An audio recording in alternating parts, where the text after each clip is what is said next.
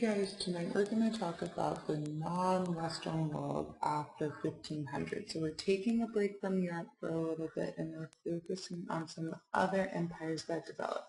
You can see our SOL5 below. It says the student will demonstrate knowledge of the status and impact of global trade on regional civilizations of the world after 1500. So tonight we're going to focus on the first two parts of this SOL, and we're going to talk about the location and the development of the Ottoman and the Mughal empires. So let's go ahead and get started. So first, the Ottoman Empire. You can see some maps of the Ottoman Empire here. So by the 1300s, the Byzantine Empire was in decline. This sets the stage for the development of the Ottoman Empire, for the Ottomans to take power. Now the Ottoman Empire begins in a place right here on our map called Anatolia or Asia Minor. It's where Turkey, modern day Turkey is. So this is where it starts. And with the decline of the Byzantine Empire, Anatolia or Asia Minor was in a city of a bunch of different little states, essentially like city-states. And it's from one of these city-states that the Ottoman Empire, and specifically a person from one of these city-states, that the Ottoman Empire really developed. Now within these small states at this time were Turks who saw themselves as Islamic warriors for Islam, and they were called Ghazis. And it's one of these Ghazis who starts the Ottoman Empire and really leads the way for expanding the Ottoman territory to what you see on these maps. So first, the Ottoman Empire is a Muslim empire, and they start here, like we said, in Anatolia or Asia Minor, and they expand their territory throughout northern Africa that you see here, kind of along the coast in what we know as Egypt, down the coast of Saudi Arabia, modern day Saudi Arabia, and into Eastern Europe, even up here, where it's like Romania and Bulgaria, and even into Greece a little bit. So that is where the Ottoman Empire was located. So now let's talk about some of the rulers of the Ottoman Empire. So first we have Osman, or he's also known in the West at the time as Othman. He is the Ghazi I was telling you about. He's one of the greatest Ghazis, and he's the one who really starts the Ottoman Empire. Like I said, his followers are known as the Ottomans. This is where we get the name, and he was in power from 1300 to 1326. So he starts this Muslim state in Anatolia or in Asia Minor. So he lays the way for these future rulers. Next, and he does this, it's important to know, he does this through his military. So he uses cannons, and he uses gunpowder, and he has a strong military, and that's how he does this. So next we have Mehmed II. He's the next important ruler that we're going to talk about for the Ottomans. And he took control of power in 1451. Now, the most important thing about Mehmed is that he focuses on taking Constantinople during his reign. So Constantinople is one of the last ancient cities, one of the last holdouts from that Byzantine Empire. It's a walled-off city. They didn't own any territory, didn't have any claim to land or territory outside of the city walls. However, Constantinople controls the Bosporus Strait. Now, let's go back to the map really quickly. Oh, there we go. The Bosporus Strait is this little sea, this little strait of sea right here in between the Black Sea and the Mediterranean Sea. So that's the Bosporus Strait. And this is important to the Ottomans because, as you can see on the map, they have their empire around the Mediterranean Sea and then also all around the edges of the Black Sea. So if they can control this strait, they can move through the waterways back and forth to each side of their empire, which is a lot easier and faster than having to go all the way around to get to their territory in northern Africa from Asia Minor. They'd have to go all the way down and around on the land, whereas they could just go straight through the sea, and it'd be a lot quicker and faster. So that's why Mehmed was interested in taking Constantinople and taking control of the Bosporus Strait. So in 1453, he really sets his mind to this. He uses 26-foot-long cannons that hit 1,200-pound boulders at the wall of Constantinople. Eventually, they find a break in the wall, and after 7 weeks, they take the city. He renames Constantinople to Istanbul, and it's known as Istanbul to this day. So that was his big contribution to the Ottoman Empire. And lastly, we're going to talk about one more Ottoman ruler, Suleiman the Magnificent, or the Lawgiver. He's known by both names. So Suleiman is a really important ruler. The Ottoman Empire, reaches its peak under his rule. Let me get my notes. Under him, they dominate the Mediterranean and trade through the Mediterranean. They control trade in the interior of Africa, even though their empire only reaches the coast of Africa.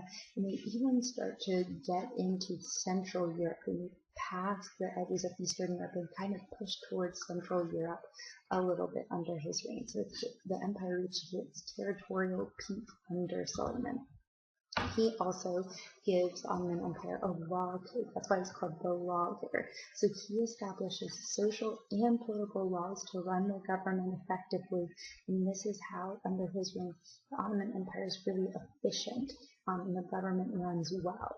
Part of that is the bureaucracy he establishes. So the bureaucracy, in modern terms of bureaucracy, is non-elected government officials who run like the day-to-day operations of the government.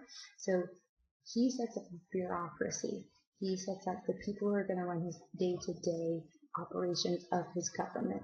And he has a couple ways that he does this. So the first term is devshirme. That's that first term, devshirme.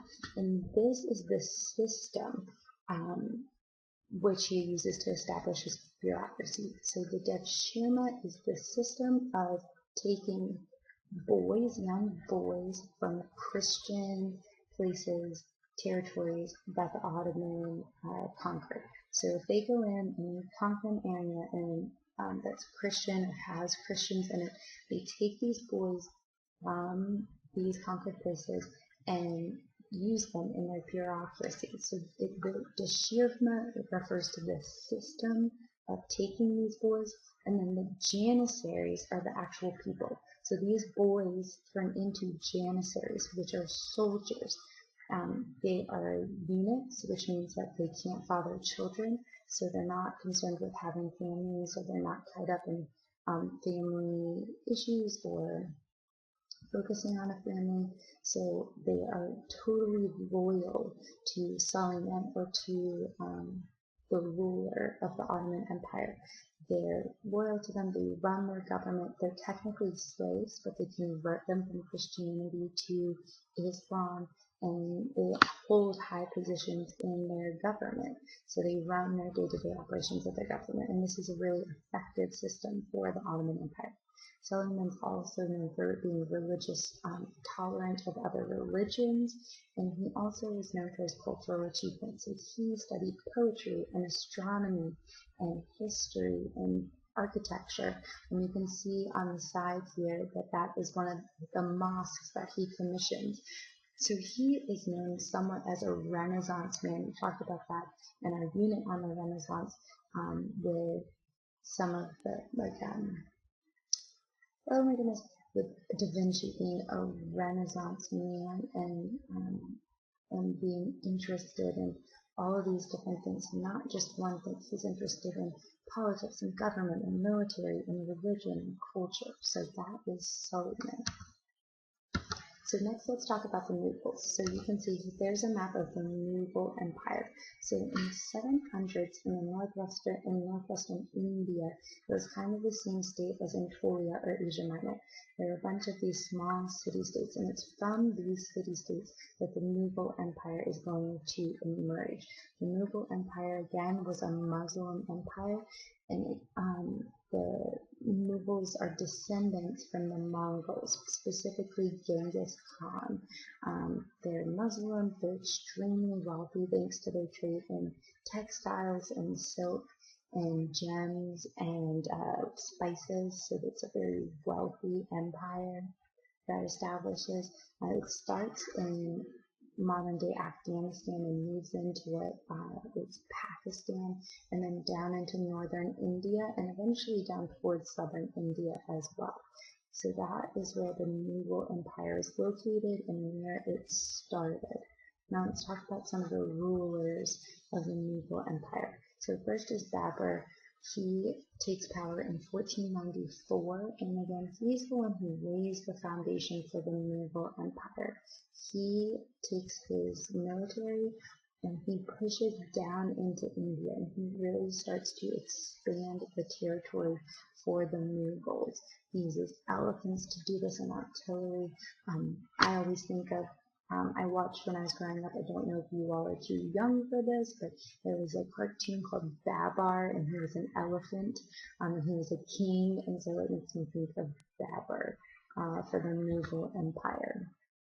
Next, we're going to talk about Akbar. So Akbar rules from 1556 to 1605, and his reign is really known as the golden age of the Mughal Empire. So he was a really great military leader. He arms his military with heavy artillery, has a well-trained military. He is a great politician. He takes people that would have been or could have been political enemies and turns them into allies by giving them position in his government, kind of like favors, but he wins them over to his side and avoids making enemies, political enemies. He's religious. He also is tolerant of other religions. He even marries Hindu princesses, and he doesn't force them to convert to Islam. He allows them to practice their own religions freely. So he practices a lot of religious tolerance in his empire. And he also establishes a really effective form of taxation. So this is how an empire builds wealth, along with conquering areas, but taxation is how rulers get wealth and how they have money to spend in their empire. And this taxation system was very fair. It's kind of similar to our modern day income tax in the United States. And so it was based on how much production or how much crops the peasants produced in a year, and they gave a percentage of it, and it was fair and it made sense. And so more people were participating in this taxation system, more people were actually paying their taxes, and so it was extremely effective, and Akbar ended up getting more money from this system. So that is Akbar's rule. And lastly, we'll talk about Shah Jahan, and he ruled from 1628 to 1658. Now, Shah Jahan is known probably most to you all, most notably for building the Taj Mahal. But he did some other things too. First of all, he killed off all of his competition. So anyone who could have been in line for his throne, he kills. Then he starts showing the rest of the world his power and his wealth and the power and wealth of the Mughal Empire by commissioning really lavish works of art and architecture. He has this throne that is just encrusted with jewels and diamonds and gold, and it's worth like, I think it's like $1 billion, literally like $1 billion. It would be worth $1 billion in today's money. It's just so extravagant. And then obviously the Taj Mahal is just super intricate and detailed and lavish tomb that he builds for his wife. And so he's showing his wealth and in the Mughal's wealth, the empire's wealth this way.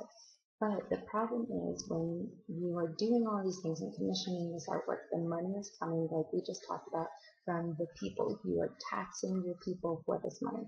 And during Shah Jahan's rule, the people of the Mughal Empire were actually experiencing a famine, and so there's a lot of hardship on them. So some of this lavish spending gets a little out of hand, and it will eventually lead to the decline of the Mughal Empire. But we will talk about that in another video. So that is the Ottoman and the Mughal Empire in a nutshell, and we'll talk more about some other areas of the world after 1500 in our next video.